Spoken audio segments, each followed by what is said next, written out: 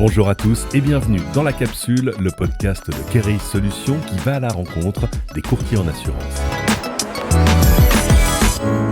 Notre thème du jour, c'est l'assurance emprunteur, un passage obligé de l'achat immobilier et un marché qui a longtemps été comme une sorte de fleuve tranquille. Mais ça, c'était avant la loi Lemoine, avant aussi que le marché de l'immobilier ne soit victime des incertitudes tant politiques qu'économiques du moment. Pour en parler, j'ai le plaisir de recevoir un spécialiste, cofondateur de Totem Courtage. Bonjour David Guichon. Bonjour. Si on a voulu vous avoir à ce micro, c'est parce que vous êtes à la tête d'un réseau qui a bâti un modèle assez original, assez 360, je dirais. C'est-à-dire que tout à la fois immobilier, financement et assurance. Vous faites les trois métiers. C'est un pari audacieux, mais ça répond pour vous à l'évolution du marché ? Alors, en fait, ça dépend de chacun. Nous, notre métier, on l'a toujours fait avec une valeur immobilière. On est courtier en prêt immobilier à la base, donc on va aider les gens à emprunter. Et à chaque fois, les gens nous demandaient un petit peu plus que ça, des notions immobilières. Et c'est vrai que c'est des choses qu'on avait. Personnellement, ça fait plus de 20 ans que je faisais du prêt et j'avais beaucoup de notions immobilières. Donc, on a décidé de se lancer aussi dans quelque chose qui, pour nous, était évident, la transaction immobilière, puisque tout est lié, quoi. Le financement avec le bien acheté le sont. Est-ce que vous aussi, vous ressentez l'impact du contexte économique et politique sur tous ces métiers, finalement ? Exactement. Alors, c'est aussi ce qui nous a aidés. Nous, là, on parle économiquement parce que sur un marché qui peut être compliqué sur le courtage, au niveau des prêts, parfois, celui de l'immobilier allait un peu mieux puisqu'il y a toujours, en général, un décalage de 2-3 mois entre chaque activité. Donc, c'est vrai qu'on s'est retrouvé à pouvoir sortir la tête de l'eau pendant une période qui paraisse difficile parce que l'immobilier marchait bien alors que le courtage moins bien, etc. Donc, on avait fait le bon choix par rapport à ça, économiquement parlant en tout cas. Dans ce contexte économique, comment est-ce que vous vous différenciez autrement que par la structure ? Alors, on va justement parler beaucoup plus profondément du cœur des projets des gens, parce qu'on est capable de le faire. C'est-à-dire qu'on va pouvoir, une personne qui a nous demandé de nous aider par rapport à son prêt immobilier, on va pouvoir aller discuter avec lui du bien qu'il achète, de pourquoi il achète son bien, etc. On peut ouvrir beaucoup plus à 360 degrés nos capacités. Et je pense que c'est vraiment la différence que les gens ont besoin d'avoir aujourd'hui. Racontez-moi votre parcours avant Totem Courtage. Vous étiez déjà courtier ? Oui. Alors moi, ça fait plus de 20 ans que je suis courtier. Je faisais du courtage tel qu'il est, donc travailler avec toutes les banques, etc. Aller rentrer dans le cœur des projets des gens, c'est toujours un métier qui est assez empathique, donc j'adore ça. Et c'est vrai qu'on est parti sur une aventure d'ouvrir Totem Courtage à un moment où pour nous, il était essentiel d'aller élargir justement la profession, d'aller un petit peu l'ouvrir sur l'expertise un peu plus profonde, que juste seulement cette notion de banque. Donc, on l'a ouvert. Alors, il y a eu le Covid au moment où on a ouvert. C'était pas évident, mais je pense que parfois, c'est aussi un mal pour un bien, parce que ça nous a permis de prendre bien le temps de monter ce pôle transaction qui, aujourd'hui, est lié à notre pôle du courtage et qui est en synergie parfaite. C'est intéressant. Au moment où vous l'avez lancé, vous vous êtes posé la question, vous avez regardé ce qui se faisait ailleurs. Vous avez vu d'autres professionnels qui avaient adopté la même organisation ? Alors, on voyait des agences immobilières qui essayaient de faire du courtage. Le problème du courtage, c'est que pour être courtier aujourd'hui, il faut avoir des conventions avec les banques et pour ça, il faut les connaître, il faut avoir beaucoup de recul. Donc, ce qui n'est pas possible aujourd'hui pour une agence immobilière d'avoir. Donc, pour avoir les bonnes armes, en tout cas, dans ce sens-là, ça nous a semblé plus facile d'être courtier et après d'ouvrir une agence de transaction. Après, en s'entourant de bons. C'est pas nous-mêmes qui pouvions tout faire, donc on a réussi à s'entourer de gens formidables qui connaissaient la transaction, qui nous ont rejoints et qui ont monté complètement de A à Z ce pôle en lien avec notre pôle courtage. Alors justement, ça veut dire quand même que vous avez à l'intérieur de l'entreprise des typologies de personnes très différentes, avec des métiers qui, comme vos activités, sont connexes, mais là encore très différents. Oui, alors c'est ce qui est passionnant justement. Alors on a opté nous aujourd'hui sur des plateaux plus où les gens travaillent tous ensemble. Le jeu, et c'est ce qui nous passionne, c'est d'avoir un courtier qui va aller proposer son service à côté d'un agent immobilier qui propose le sien. Les deux s'écoutent, donc ils sont au téléphone, ils s'écoutent, ils entendent chacun le langage des uns et des autres. Donc chacun reste dans son métier, mais sait assez bien comment prescrire l'autre parce qu'il le voit travailler. Il y a des passerelles ? Voilà, il y a des passerelles bien sûr qui sont faites et c'est justement tout l'objet de notre travail, c'est de faire en sorte qu'il y ait une synergie parfaite entre tous. Il faut que chacun connaisse assez bien le métier de l'autre pour pouvoir le recommander, mais tout en étant à sa place. On ne peut pas tout faire non plus. Cette intégration verticale, on voit bien qu'elle a du sens pour vous.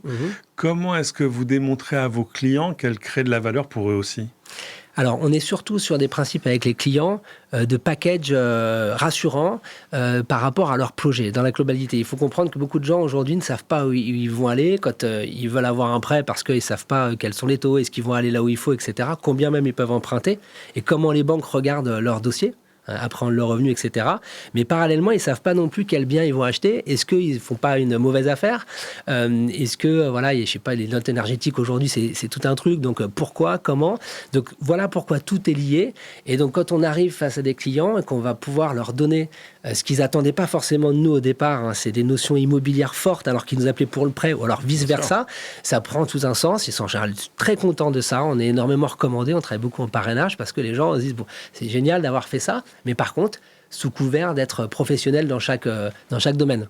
Oui, il faut qu'ils soient convaincus et que ces offres connexes sont la meilleure. Exactement, il faut que ça fonctionne bien, qu'on soit tous dans le même état d'esprit, de bienveillance, parce que c'est très humain aussi ce qu'on fait. Et alors, du côté de vos partenaires, comment ça se passe ? Parce que j'imagine, moi, que les banques dont vous proposez le crédit à vos clients doivent un peu froncer le sourcil quand elles s'aperçoivent qu'évidemment, vous n'allez pas forcément prendre l'offre de crédit emprunteur, que l'offre d'assurance emprunteur. On parlait d'assurance, hein ? Oui. Ouais. Alors, au niveau de l'assurance, pour le coup, on a un devoir de conseil. C'est-à-dire, clairement, on se doit de regarder sur le marché ce qu'il y a comme assurance. Ça fait partie de notre mandat. Donc, c'est intéressant aussi pour les banques de pouvoir se mettre face au marché et de savoir combien on peut proposer à droite ou à gauche. Donc, notre devoir par rapport à notre partenaire, c'est de leur montrer les contrats qui existent ailleurs pour leur donner la chance de pouvoir se mettre au niveau. Et parfois, ils ouvrent la porte en disant, non, là, effectivement, on n'est pas dedans. On prend une assurance en externe et c'est là où on va faire de l'assurance externe. Donc, on travaille en bonne intelligence. Certaines banques ont des contrats qui sont excellents et qui n'ont pas besoin d'être mis en concurrence avec d'autres parce qu'ils sont déjà très bons. Et puis d'autres, pour le coup, ont quelques failles sur certains profils, certains âges, certaines mêmes professions ou autres. Et là, on va pouvoir, au coup par coup, les aider à aller couvrir une faille qu'ils n'avaient pas faite, quoi. En gros, c'est un peu comme ça. L'autre évolution majeure de votre métier, de vos métiers, j'ai envie de dire, qu'on parle d'immobilier ou d'assurance, c'est évidemment la digitalisation, toute la révolution technologique qui s'est imprimée ces dernières années. C'est aussi quelque chose que vous avez poussé comme un avantage concurrentiel ? Bien sûr. Alors, il y a des outils aujourd'hui qui sont formidables et qui nous permettent d'avoir tout de suite une vue assez élargie de ce qui se passe sur le marché, que ce soit au niveau des banques et au niveau des assurances. Donc, à nous d'être au niveau justement digital, d'avoir les bons outils. Donc, ça, on a fait attention à le faire. Par contre, il faut comprendre qu'aujourd'hui, il y a beaucoup d'informations qui circulent. Donc, l'humain qui sera au centre de ça est très important. Donc, nous, on mise sur les bons outils, mais avec les personnes qui savent bien les utiliser surtout. Vous me disiez qu'il fut un temps où vous aviez développé vos propres outils informatiques pour aller chercher des données. Exactement, et on s'est aperçu de la justesse puisque ça va très vite. Certaines banques veulent, via des API, commencer à nous permettre d'aller dans leurs outils pour pouvoir prémonter les dossiers. On est même pilote là sur une des banques pour carrément pouvoir aller faire des préaccords. Voilà, donc tout ça est super, tout ça va nous faire gagner du temps, et un temps qui est un élément de stress en moins pour les clients, clairement, parce que le temps, c'est toujours ce qui stresse les personnes qui font un projet immobilier quand ils ont leur prêt, mais voilà, sur certaines mesures. Et l'outil qu'on avait à l'époque ne nous permettait pas de faire ça, donc il a fallu effectivement prendre les bonnes décisions en allant voir des plus grosses maisons qui sont capables justement d'ajuster à chaque fois tout ça. Alors, avec l'ouverture du marché, avec la digitalisation aussi, comment est-ce qu'a évolué la relation entre vous, courtier en crédit, les grossistes et les banques ? Est-ce que tout le monde finalement joue le jeu ? Oui, alors, c'est sûr que quand on travaille avec une banque qui veut nous proposer son contrat groupe, elle a un avantage à le faire, c'est normal.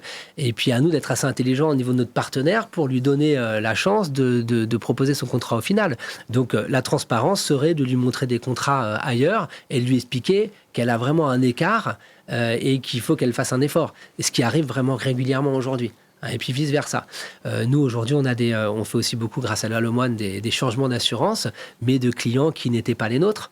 Ça, c'est des choses qu'on s'interdit de faire quand on travaille avec nos partenaires. Si on a une négociation un jour avec leur contrat, on ne peut pas aller en arrière par la suite, qu'on ne va pas leur changer par la suite.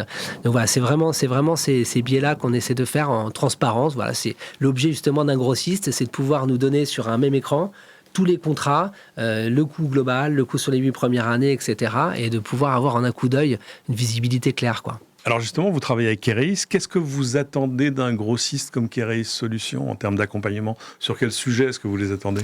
Alors déjà, ils vont être toujours au fait de ce qui se passe, toujours nous mettre à jour, parce que l'assurance évolue énormément. Donc on attend d'eux qu'ils nous remettent à jour toujours des choses, etc. C'est important qu'on soit toujours au courant de tout. Les formations aussi, puisqu'on a des nouvelles recrues, on peut les former nous-mêmes, on s'y connaît quand même aujourd'hui bien, mais c'est toujours bien d'avoir la personne de chez Keris qui arrive pour le former et pour nous aider à faire comprendre un univers global. Et encore une fois, la vision qu'on a besoin d'avoir multiple, on ne pourrait pas l'avoir, on va avoir chaque assureur petit à petit, quoi. Déjà, ça nous prendrait un temps fou. Et puis, je suis persuadé que la notion de volume fait qu'il y a des conditions qui sont en plus meilleures. Donc, rien ne vaut pour nous un bon logiciel, des bons outils, et puis aussi la faculté d'avoir à notre main, de par la confiance qu'on a entre nous, certains éléments qu'on peut modifier ou quoi que ce soit. C'est important par rapport au timing. Quand vous voyez à quel point votre métier a changé ces 10 dernières années, qu'est-ce que vous imaginez quand vous vous projetez à 10 ans ? Alors, tout sera très digitalisé, mais j'ai l'impression que plus le temps passe, plus c'est rassurant, parce que il y a beaucoup d'informations qui arrivent, mais beaucoup de gens sont perdus dans toutes ces informations. C'est-à-dire qu'aujourd'hui, on a pu à un moment se poser la question, dans 2 clics, pouvoir trouver son prêt, pouvoir trouver son assurance, et on s'aperçoit que les gens n'arrivent pas, ce qui est normal. On a toujours besoin d'un humain qui va expliquer ça. Chaque cas va être particulier, même si avec l'IA, tous les cas vont être recensés, etc. Il y aura toujours cette notion. Personnellement, j'ai des clients au téléphone à 22h qui s'inquiètent, qui me parlent. Dès qu'on fait un contrat, il faut l'éplucher ensemble, et c'est vraiment bien. Donc pour moi, dans 10 ans, il y aura des outils formidables qui vont nous permettre d'aller vite, qui seront rassurants en plus au niveau juridique et au niveau de protection, puisque les assurances là-dessus évoluent bien. Mais il y aura toujours ce contact humain qui sera encore plus que jamais nécessaire pour rassurer et pour pouvoir cadrer tous ces outils. C'est-à-dire que l'humain sera plus rare, mais il aura plus de valeur. Il aura plus de valeur. Merci beaucoup, David. On va se reparler de toutes ces évolutions tout de suite avec notre expert de Keris Solutions. Ceci après ce petit jingle. Nous sommes rejoints par Charles Planco. Bonjour Charles. Bonjour. Vous êtes délégué régional courtage crédit emprunteur chez Keris Solutions. Vous avez écouté notre conversation avec David Guichon. Qu'est-ce que vous en retenez ? Alors effectivement, comme l'a fort justement dit David, nous avons vraiment à cœur d'apporter différentes solutions sur les évolutions du marché, tant sur l'environnement du marché, comme par exemple la loi Lemoine sur ces dernières années, comme également des solutions d'accompagnement, de formation, de mise en place de solutions. On parlait de la marketplace, également de réunions d'information en région, en termes de proximité. Nous avons également à cœur d'entourer nos partenaires et de pouvoir donner ces informations de la façon la plus anticipée possible. Parce qu'on le voit, il y a une vraie demande sur finalement être toujours un peu dans les doigts dans la prise des évolutions du marché, au plus près des offres de tous vos partenaires. Tout à fait. Donc, je dirais le circuit qu'on peut mettre en place aujourd'hui, c'est par exemple la mise en place du partenariat auprès du distributeur, du futur distributeur avec Keris Solutions. Bien faire le tour, et avec David, nous avons l'exemple d'un 360, c'est-à-dire que nous prenons en compte vraiment l'intégralité de tous les marchés qu'il souhaite développer, tant également sur l'habilitation de distribution, puisqu'avec notre filiale Keris Formation, nous sommes à même de pouvoir proposer des formations dédiées aux courtiers en crédit et également aux courtiers en assurance, ce qui permet de créer des passerelles. Donc on voit cette interconnexion et également d'accompagner sur les différents produits, puisqu'il y a une pluralité d'offres sur la marketplace qui permet d'avoir une segmentation sur les différents profils que nos courtiers rencontrent sur le marché et d'être vraiment le plus précis possible dans le choix et l'orientation du produit. Merci beaucoup Charles, et merci encore à vous David Guichon d'être venu jusqu'à ce micro. Vous faites des métiers, et pas un seul, des métiers passionnants et complémentaires. J'espère qu'on se reverra bientôt. J'espère aussi, merci à vous en tout cas. C'est ainsi que se termine cet épisode de La Capsule. Merci à tous de l'avoir suivi, épisode à retrouver, à partager aussi sur vos plateformes de podcast préférées. Merci infiniment aux équipes de Rumeur Publique qui m'ont aidé à préparer cette émission, et merci à vous et à très bientôt dans La Capsule.